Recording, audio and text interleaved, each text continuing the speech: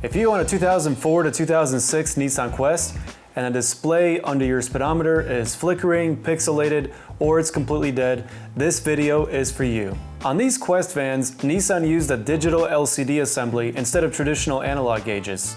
That single LCD display is responsible for showing three critical pieces of information.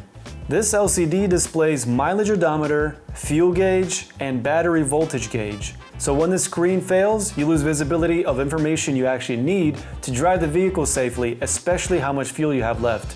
When this LCD starts to go bad, you might see pixelated or missing segments, a dim or unreadable screen, a display that works sometimes, then goes blank, or it simply doesn't display at all. At that point, you're basically guessing how much fuel is in the tank, and that's never a good idea. These clusters are now nearly 20 years old, and the original LCD assemblies simply don't hold up forever.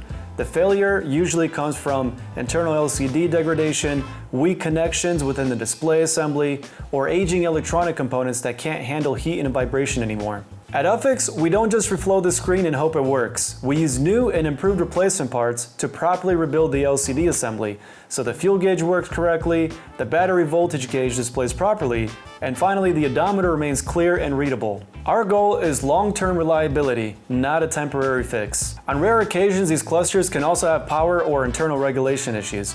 If that's the case, we diagnose and address those problems as part of the repair, not just the screen itself. So if your 2004 to 2006 Nissan Quest has a failing digital fuel or temperature display, don't live with a half-working cluster. Send it to UpFix and we'll rebuild it properly so you can see exactly what your van is doing again. I'm Ernest with UpFix. Thanks for watching.